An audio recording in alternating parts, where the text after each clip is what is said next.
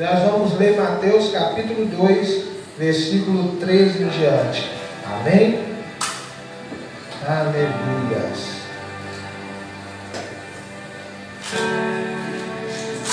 Glória a Deus.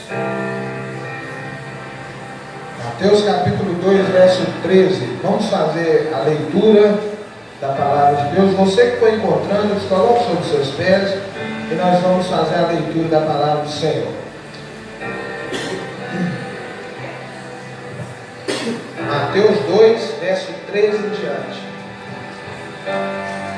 Tendo eles partido, eis que apareceu um anjo do Senhor a José em sonho e disse: Dispõe-te, toma o menino e sua mãe e foge para o Egito, e permanece lá até que eu te avise, porque Herodes há de procurar o menino para o matar.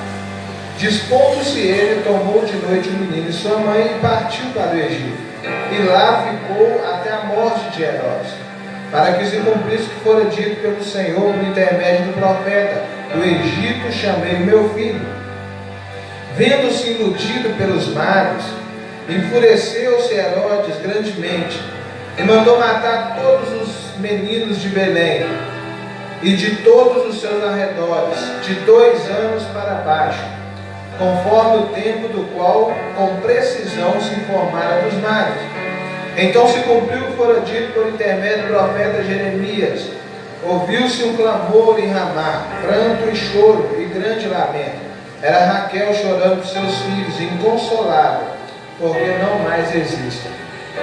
Tendo Herodes morrido, eis que o anjo do Senhor apareceu em sonho a José no Egito, e disse-lhe: Dispõe-te, toma o menino e sua mãe, e vai para a terra de Israel, porque já morreram os que atentavam contra a vida do menino. Dispôs-se ele, tomou o menino e sua mãe e regressou para a terra de Israel. Tendo, porém, ouvido que Arquelau reinava na Judéia em lugar de seu pai, Herodes, temeu ir para lá, e por divina advertência, prevenido em sonho, retirou-se para as regiões da Galileia, e foi habitar numa cidade chamada Nazaré, para que se cumprisse o que fora dito por intermédio dos profetas: ele será chamado Nazareno. Amém? Podemos assentar com a sua Bíblia aberta.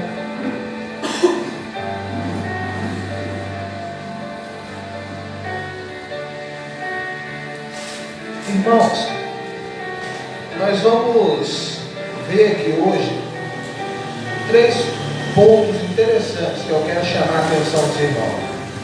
Primeiro ponto, nós vamos ver a fé que é testada por meio das provações, do versículo 13 até o 15. Depois nós vamos ver, irmãos, a ira dos inimigos de Deus, daqueles que estão contra o Evangelho, estão contra Cristo, do verso 16 até o 18. E por último nós vamos ver a providência divina em guiar os seus filhos, do verso 19 até o verso 23. Irmãos, se vocês olharem comigo no verso 13, tendo eles partido, eles quem? Os magos que vieram do Oriente e foram até Jesus, até onde Jesus estava. Os irmãos vão lembrar que os magos vieram até Herodes e perguntaram: olha, onde está o recém-nascido rei dos judeus? E Herodes então informou sobre a profecia de que ele deveria nascer em Belém. Então os magos, guiados por Deus, guiados por aquela estrela que apareceu no céu, eles foram até a casa onde aquela criança estava, onde Jesus estava. E mesmo Jesus sendo uma criança, irmãos, eles pela fé o adoraram, pela fé lhe prestaram reverências, entregaram seus tesouros. Aqueles magos, eu falei isso aqui da última vez, aqueles magos não viram milagre nenhum, eles não ouviram nada da boca de Jesus, mas diante daquela criança eles acreditaram que aquele menino era o Messias, era o Salvador. Irmãos, diferente de nós, que recebemos milagres atrás de milagres, e muitas das vezes duvidamos do Senhor, muitas das vezes questionamos o modo de Deus agir na nossa vida.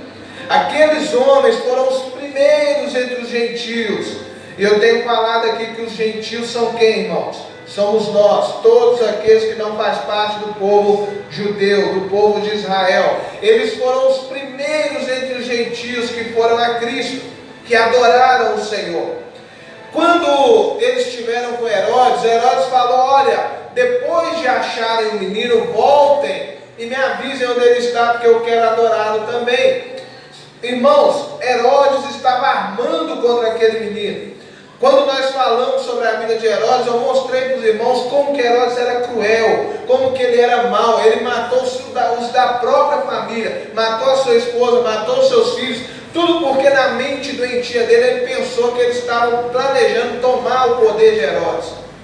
Então, quando ele ouve que nasce o rei dos judeus, irmãos, Herodes não aceita. Ninguém poderia tomar o seu poder. Na sua mente ele era o rei, ele tinha que governar. Então, irmãos, aqueles magos na inocência, pensando em voltar, a palavra de Deus fala que eles foram advertidos em sonhos para não voltarem pelo mesmo caminho, e eles foram embora por outro caminho. E aí nós entramos no texto agora. Tendo eles partido, eis que apareceu um anjo do Senhor a José em sonho e disse: dispõe-te, toma o menino e sua mãe, foge para o Egito e permanece lá, até que eu te avise, porque Herodes há de procurar o menino para o matar. Irmãos, é comum nós falarmos de Maria, mãe de Jesus. Maria, ela foi uma grande mulher de Deus, mulher temente a Deus.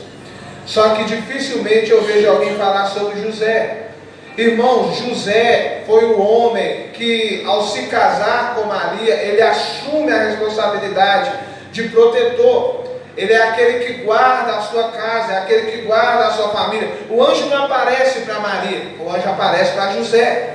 O anjo mostra para José como ele deveria cuidar da sua casa, como ele deveria guardar tanto Maria, sua esposa, como Jesus. Irmãos, o anjo chega para José e fala: José, levanta, toma o menino, toma a sua mãe. Outra coisa que é interessante notar: todas as vezes que nós vemos falar de Maria com Jesus, sempre o menino vem primeiro. Toma o menino e sua mãe. Por quê? Porque a importância maior está no menino, não na sua mãe. Então, todas as vezes que você lê na Bíblia, você vai ver que o menino vem primeiro. Então, irmãos, ele fala: olha, foge para o Egito e permanece lá. Por quê? Porque Herodes vai procurar matar o menino. Então fica lá até que eu te avise, até que você possa voltar em segurança. E a palavra de Deus fala que José se levanta e vai. Irmãos, tudo isso Mateus vai dizer que é para que se cumprisse a profecia que diz: do Egito chamei meu filho. Lembra que eu falei aqui desde o começo que o propósito de Mateus ao escrever esse evangelho é mostrar que Jesus é o Messias. Ele escreve para os judeus, então toda hora Mateus está falando: olha, Jesus é aquele que cumpre as profecias, ele é o Messias, nele toda a palavra de Deus se cumpriu. Irmãos, quando eles vão para o Egito, é interessante nós notarmos primeiro, que embora o anjo tenha falado com José em sonhos, irmãos, e Deus ele possa fazer isso mesmo, Deus ele possa falar conosco em sonhos, nós temos que lembrar, irmãos, que a maior revelação nós já temos, que é a palavra de Deus, que é o próprio Cristo. Nós temos que lembrar, irmãos, que Jesus é a plenitude do poder de Deus. Então nós temos a palavra de Deus, irmãos, que é a maior revelação de todas, maior do que sonhos, maior do que visões, maior do que profecias. Por quê? Porque Jesus é a própria palavra. Ele disse: olha, eu sou o caminho, eu sou a verdade e eu sou a vida. Lá no Evangelho de João ele vai falar, quando ele ora por nós, antes dele morrer, na sua oração sacerdotal, ele vai dizer: Pai, santifica-os na verdade, a tua palavra é a verdade. Pela palavra de Deus nós somos santificados. Jesus é o caminho, Jesus é a verdade, a palavra de Deus é a verdade. Em João 1 nós vamos ver que ele é o verbo, a palavra de Deus que se fez carne. Irmãos, por isso que a maior revelação que nós temos é a palavra de Deus. É ela que nos santifica, é ela que nos livra do engano, é ela que nos impede, irmãos, de cair em falsas doutrinas e heresias. Então nós temos que lembrar, irmãos, que ainda que Deus fale em sonhos, a maior revelação de Deus nós já temos, que é a palavra do Senhor. E aqui eu quero deixar sempre uma reflexão para os irmãos. Como, irmãos, que nós queremos, ou que nós pensamos em buscar algo de Deus, como sonhos, profecias e revelações, se nós não buscamos nem a palavra de Deus que nós temos na nossa mão? Como que nós podemos pensar, Senhor, eu quero que o Senhor fala comigo de tal forma e tal forma, se a Bíblia que nós temos em casa não é aberta, e nós não conhecemos a verdade de Deus que está aqui, irmãos, ao nosso acesso? Então essa palavra, ela santifica, ela liberta, ela é o poder de Deus, ela é a verdade de Deus, e a menos que nós venhamos conhecê-la com profundidade, nós não podemos reivindicar mais nada de Deus. Irmãos, outra coisa que me chama a atenção, não existe meios sobrenaturais, existe o caminho natural que todos nós temos que passar. Você sabe por quê? Deus, ele age de várias maneiras. Deus não poderia ter pegado José, Maria e o menino e levado de uma vez para o Egito? Deus, ele não fez isso, ele deu a direção. Ele falou, olha, faça isso. Eles tinham que fazer, eles tinham que se levantar, ele tinha que confiar na voz de Deus, ele tinha que acreditar na palavra de Deus, ele tinha que pegar o menino e sua mãe e ir para o Egito. E aqui, irmãos, nós vemos a providência de Deus. Você sabe por quê? Porque José era pobre. Pastor, como você sabe que José era pobre? Quando ele foi apresentar Jesus no templo, ele levou, irmãos, 2 pombos, 2 rolinhas, e essa era a oferta para apresentar de quem era pobre. Irmãos, José e Maria não tinham condições financeiras, mas como que eles poderiam fazer essa viagem? Lembra dos presentes que eles receberam? Lembra do ouro, incenso e mirra? Irmãos, antes de Deus mandar na viagem, Deus, ele providenciou o recurso. Antes de Deus, irmãos, enviá-los para o Egito, Deus, ele deu o recurso para que eles fossem. E agora José, com ouro, incenso e mirra, pode pegar o menino e sua mãe e ir em viagem. Por quê? Porque Deus, irmãos, é aquele que providencia tudo que nós precisamos para caminhar. Então entenda bem, irmãos, não é que Deus, ele vai fazer tudo sobrenatural e vai ser, irmãos, o céu vai abrir e vai acontecer de uma vez. Não é isso. Deus, ele nos direciona com a sua palavra, mas ele providencia tudo aquilo que nós precisamos para cumprir o seu propósito. É assim que Deus age na nossa vida, é assim que Deus agiu na vida de José. Qual que é o nosso problema? Nosso problema é que nós ficamos esperando algo sobrenatural acontecer para depois nós começarmos a agir. Irmãos, e não é assim na vida do povo de Deus. Nós temos que ir debaixo da palavra de Deus. Enquanto a gente obedece, Deus, ele vai providenciando tudo aquilo que nós precisamos. Deixa eu te falar uma coisa. Por que nós estamos caminhando na fé? Porque Deus, ele providenciou o recurso que nós precisamos. Deus, ele nos sustenta, ele nos fortalece. Até a fé que nós temos vem de Deus. Quantas vezes você pensou em desanimar? Quantas vezes você pensou em parar? Ou talvez até parou. Mas olha você aqui hoje, você sabe por quê? Porque o mesmo Deus que te chamou é aquele que te guia, é aquele que te sustenta, é aquele que te fortalece. Ele providencia tudo aquilo que você precisa. Irmãos, na nossa força, nos nossos recursos, nós jamais teríamos condição. Mas quando nós vemos o agir de Deus, irmãos, nós vemos que nós podemos confiar nele, porque ele sempre vai mandar os recursos para tudo aquilo que nós precisamos. Amém? Então José, irmãos, ele pega o menino e sua mãe e vai para o Egito. Por que ele foi para o Egito? O anjo falou, vão procurar o menino para matá-lo. E aqui, irmãos, nós entramos no verso 16 e nós vemos a ira dos inimigos de Deus. Vendo-se iludido pelos magos, enfureceu-se Herodes grandemente e mandou matar todos os meninos de Belém e de todos os seus arredores, de 2 anos para baixo, conforme o tempo do qual com precisão se informara dos magos. Irmãos, entenda bem, eu falei isso aqui algumas vezes e vou repetir. Muitas pessoas fazem confusão. Vocês lembram do presépio? Quem aqui conhece o presépio? Levanta a mão. Muito bonito, né, irmãos? Só que tem uma falha grave no presépio. O que acontece? Quando Jesus nasce na estrebaria, não foram os magos que vieram do Oriente que foram até Jesus. Foram os pastores que estavam no campo. Eles estavam no campo, os anjos vieram e falaram, olha, trago boas novas para vocês. Nasceu hoje em Belém o Salvador, que é Cristo Senhor. E ali, irmãos, aqueles pastores foram até Jesus para vê-lo sem presente nenhum. Eles estavam ali, eles se alegraram. Agora, irmãos, cerca de 1 ano e meio, quase 2 anos depois, vêm os magos do Oriente para ver Jesus, não na estebaria, mas na casa de Maria. É na casa de Maria e de José que eles foram. Então nós vemos aqui que Herodes, na sua ira, ele manda matar todas as crianças de 2 anos para baixo, não recém-nascidos, de 2 anos para baixo, segundo a informação que eles receberam dos magos, com precisão. Quando Jesus nasceu, a estrela apareceu no Oriente.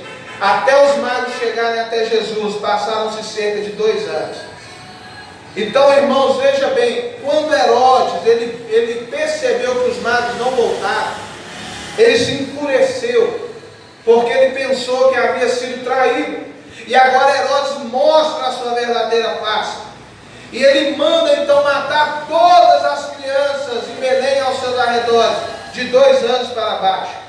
Irmãos, se eu não me engano, eu devia ter trago as informações certinho, mas se eu não me engano, naquela época foram cerca de 60 a 100 crianças, mais ou menos, talvez até menos, que foram mortas. Quando a gente lê assim, a gente pensa que foi uma chacina geral, muitas crianças. Mas, irmão, ainda que fosse uma, Herodes, por causa da sua possessão doentia, pelo seu desejo de poder, pela sua ganância, ele manda matar todas essas crianças inocentes. E você sabe o que eu vejo aqui, irmãos? Primeira coisa, essas crianças foram as primeiras que morreram por Cristo, por causa de Cristo. Essas crianças foram os primeiros sangues derramados por causa do Messias, por causa do Senhor. Herodes, irmãos, na sua fúria, na sua ira, na ira dos inimigos de Deus, irmãos, ele, usando o seu poder humano, o seu recurso humano, ele manda matar essas crianças. E tudo isso, Mateus vai dizer que é o cumprimento também de uma profecia de Jeremias, que diz: ouviu-se um clamor em Ramá, pranto, choro e grande lamento. Era Raquel chorando seus filhos, inconsolável, porque não existem mais. Imagina, irmãos, a dor daquelas mães, daqueles pais, ao terem seus filhos arrancados dos seus braços e mortos. Inocentes que morreram, irmãos, por causa de uma mente doentia. Mas aqueles inocentes morreram dando testemunho do Senhor. Aquele sangue que foi derramado porque o Salvador havia nascido. Irmãos, foi derramado porque Jesus, ele tinha vindo. E esse sangue derramado, irmãos, ele não é em vão. Lá no livro de Apocalipse fala que todo sangue derramado por causa de Cristo clama por justiça. E um dia Deus virá, irmãos, e julgará todas as coisas, julgará todos os homens. E aqueles que hoje se levantam contra a fé, pensando que são invencíveis, irmãos, mal sabem eles que eles são nada, eles são pó. E a hora que o Senhor vier com a sua mão poderosa, eles não prevalecerão. A palavra de Deus fala, irmãos, que Herodes então cumpre ali o seu propósito. Mas você sabe o que acontece, irmãos? A história vai dizer, e eu acho interessante isso, que depois que Herodes manda matar aquelas crianças, quando você estuda a história, você vai ver que logo depois Herodes ele foi tomado de uma doença terrível. Aquele homem que achou que era invencível, irmãos, ele não era. Ele foi tomado por uma doença, irmãos, que segundo os historiadores o queimava por dentro. E com uma dor insuportável, ele tinha cólicas, gota, inchaço, até que Herodes veio a morrer. Irmãos, veja bem, todos os inimigos de Deus cairão. Eles não prevalecerão contra a obra de Deus, contra a palavra de Deus, contra o evangelho do Senhor.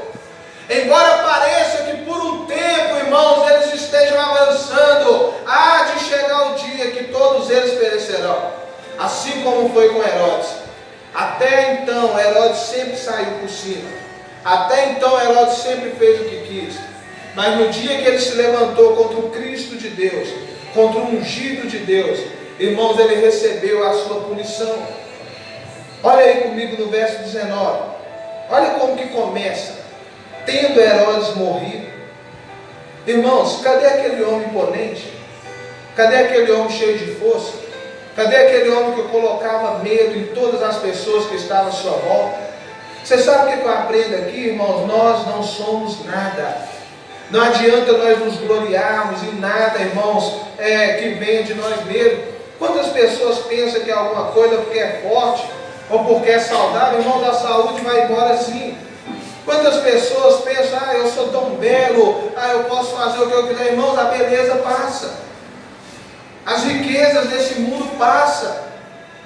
É por isso que Paulo fala que aquele que quiser se gloriar, glorie-se em Cristo, na cruz de Cristo, carregando sobre si as marcas de Cristo, negando-se a si mesmo, seguindo o Senhor pela fé. Por quê? Porque tudo nesse mundo é passageiro. Cadê a glória desse homem, irmãos? Cadê a glória de Herodes? Quantos se levantaram, irmãos? Onde está Hitler hoje, que matou 6 milhões de judeus, mas morreu, ele passou, os judeus continuam de pé, a obra do Senhor continua de pé. Cadê estar, irmãos? Cadê todos os inimigos de Deus? Todos eles pereceram, e aqueles que ainda se levantam contra o Evangelho do Senhor, chegará o dia que eles perecerão. Chegará o dia que nós vamos ler, tendo morrido fulano, que até então parecia invencível, mas agora morreu, passou. Irmãos, a palavra de Deus fala que aqueles que confiam no Senhor são como os montes de Sião, permanecem para sempre. O Evangelho de João fala, irmãos, que nós que confiamos no Senhor não somos abalados jamais. 1 João, a carta de 1 João. Nós que confiamos no Senhor não seremos abalados jamais. Irmãos, aí eu pergunto para você nessa noite, aonde está a sua confiança? Aonde você está alicerçando a sua vida? Porque se a sua vida está alicerçada nas coisas desse mundo, deixa eu te dizer uma coisa, você está sem alicerce e a qualquer momento você pode cair. Agora, se a sua vida está alicerçada em Cristo, irmãos, e pela fé você recebeu o seu Senhor e você confia nele, ainda que tudo esteja dando errado na sua vida, mas você continua caminhando, continua confiando, continua acreditando que o Senhor vai agir e que no tempo dele todas as coisas serão estabelecidas. Irmão, se a sua vida está firmada no Senhor, não existe nada que possa nos derrubar, porque o mesmo Deus que nos chamou é o mesmo Deus que nos guarda. Fala com a pessoa que está ao seu lado, o mesmo Deus que te chamou é o mesmo Deus que te guarda. Tendo Herodes morrido, eis que o anjo do Senhor apareceu em sonho a José, no Egito, e disse: dispõe-te, toma o menino e sua mãe, e vai para a terra de Israel, porque já morreram os que atentavam contra a vida do menino. Dispôs-se ele, tomou o menino e sua mãe e regressou para a terra de Israel. Tendo, porém, ouvido que Arquelau reinava na Judéia, em lugar de seu pai Herodes, temeu em ir para lá. E por divina advertência prevenida, em sonho retirou-se para as regiões da Galiléia. E foi habitar numa cidade chamada Nazaré, para que se cumprisse o que fora dito por intermédio do profeta, ele será chamado Nazareno. Irmãos, outra vez nós vemos Deus dando a direção para José. E Deus chama ele para José, levanta, volta para Israel, porque os inimigos de Cristo, aqueles que se levantaram contra a criança, contra Jesus, eles pereceram, eles morreram. Volta para Israel, porque o caminho está livre. Irmãos, e nós vemos de novo a palavra de Deus dizer: toma o menino e sua mãe. E eu torno a repetir, por que Mateus faz isso? Para mostrar que o menino vem primeiro, em importância, em grandeza, em poder, em glória. Ele é o Salvador, ele é o Messias. Irmãos, José levanta e faz como Deus havia ordenado. Quando ele fica sabendo que Arquelau, filho de Herodes, estava reinando na Judéia, ele vai para outro lugar, irmãos. Ele vai para uma cidade chamada Nazaré. Irmãos, e por que ele vai para lá? Para cumprir outra profecia que diz: ele será chamado Nazaré. Só que tem uma coisa interessante aqui, que a cidade de Nazaré era uma cidade muito simples, muito pobre. Quando, lá no Evangelho de João, quando alguns discípulos começam a proclamar que encontraram o Messias, um chega e fala: olha, achamos o Messias. E o outro diz: onde ele está? Em Nazaré. Ele responde: pode alguma coisa boa vir de lá? Por quê? Porque a cidade era ruim, a cidade era pobre, a cidade era humilde. A resposta dele: venha e veja com seus olhos, experimente você mesmo se o Messias veio de lá ou não. Irmãos, o que eu aprendo com isso? Eu aprendo a humildade do nosso Senhor. Olha onde Jesus está, irmãos. Olha toda a trajetória de Jesus até aqui. Jesus nasce numa estrebaria, sendo rei. Ele poderia ter nascido nos palácios. Jesus, irmãos, ele foge, ele tem que fugir ainda criança, porque querem matá-lo. Desde pequeno ele enfrenta as dificuldades. Irmãos, e agora ele vive em Nazaré, um lugar humilde, um vilarejo pobre, onde ninguém espera nada, irmãos. Olha a humildade do nosso Senhor. E aí você sabe o que eu aprendo com isso aqui, irmãos? Eu fico observando o nosso coração. Irmãos, enganoso é o coração do homem mais do que qualquer outra coisa. Você sabe qual é a maior luta que nós temos? É não nos deixar envaidecer, não deixar que o nosso coração se encha de soberba. Você sabe por quê, irmão? Porque a gente pensa que nós somos alguma coisa. E nesse pensar, a gente muitas das vezes passa por cima de outras pessoas, porque nós pensamos que somos melhores que outras pessoas. Olha o exemplo do nosso Senhor Jesus. Olha a humildade do nosso Rei. Irmãos, há muito tempo eu aprendi uma coisa que eu quero compartilhar com vocês hoje. Paulo, que foi um dos maiores apóstolos de Cristo, a intimidade que Paulo tinha com o Senhor. Você sabe como que Paulo falava? Eu, Paulo, o maior dos pecadores. Você sabe por quê? Porque Paulo andava tão perto de Jesus que ele enxergava a sua pobreza, a sua miséria. Irmãos, você sabe o que eu tenho aprendido? Quanto mais você acha que é santo e perfeito, mais longe de Cristo você está. Porque quanto mais nós nos aproximamos de Cristo, mais nós sabemos que nós somos pecadores e que nós precisamos da misericórdia dele. Ele veio nos salvar dos nossos pecados.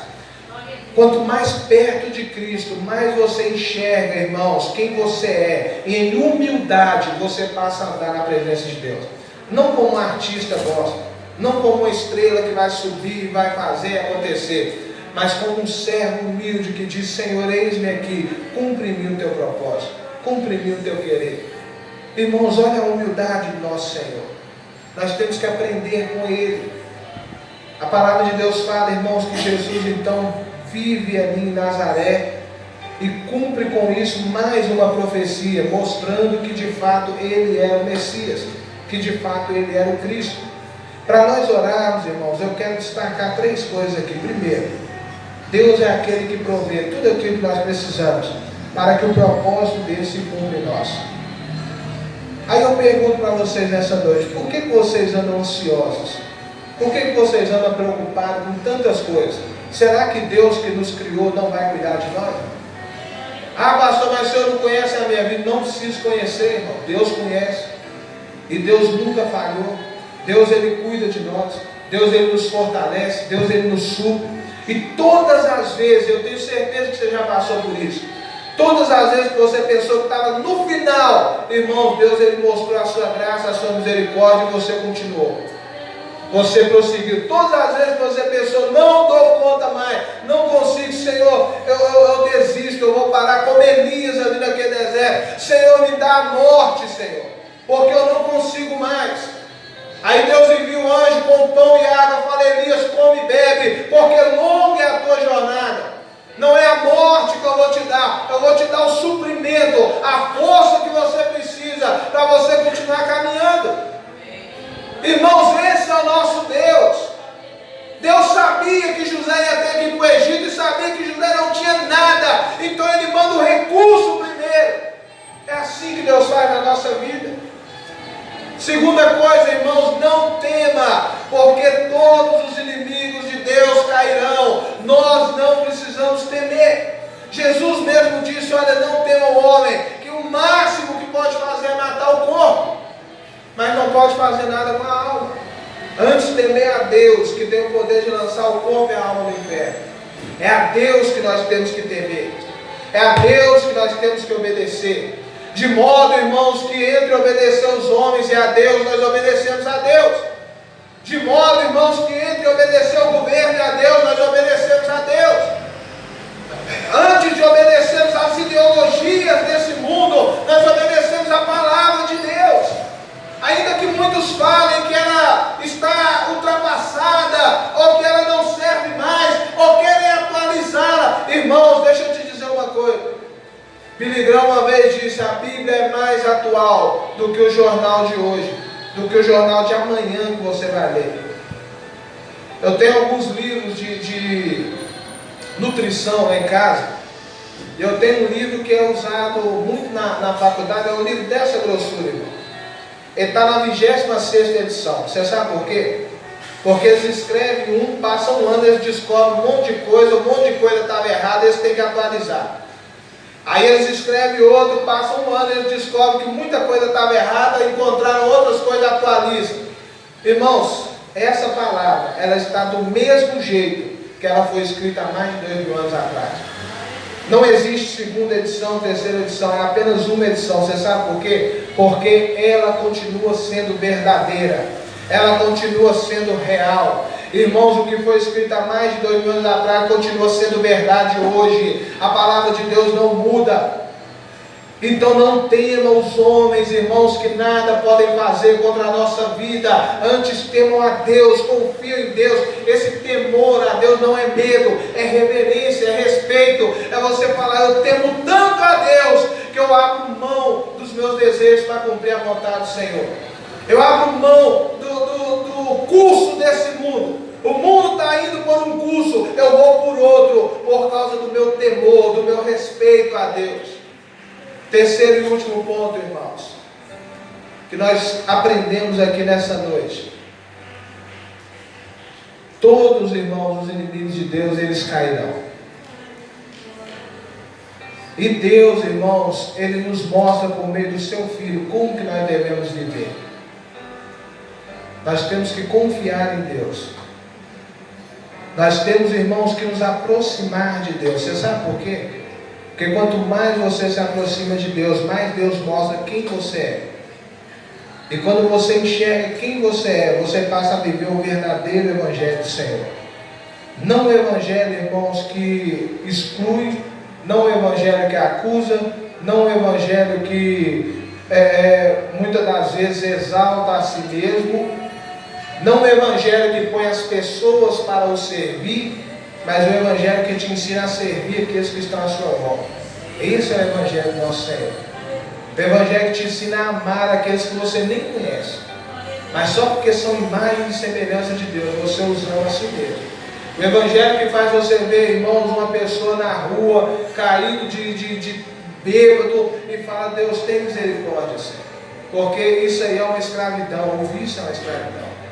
Esse Evangelho faz você, ao invés de ter nojo e ter raiva, faz você ter compaixão. E você olha e fala: Senhor, assim como a tua graça me alcançou, alcança este homem, alcança esta mulher. O Evangelho que faz você olhar para a família sendo destruída e fala: Senhor, tem misericórdia, Deus. Não foi assim que o Senhor criou no começo. Eu sei que é por causa da dureza do coração do homem que os lares são destruídos, mas o Senhor é Deus que restaura, é Deus que cura, é Deus que, ó Pai, faz tudo novo. Irmãos, esse Evangelho é o que nós precisamos viver. E nós só vamos viver quando nós nos aproximarmos de Cristo de verdade, não da religião. Entenda bem. Estar aqui hoje na igreja, irmãos, muitas das vezes não significa nada. Agora, se você está aqui hoje olhando para Cristo, você pode ter certeza que você vai sair daqui transformado pela palavra de Deus. Amém? Fique sobre os seus pés. Vamos orar ao Senhor.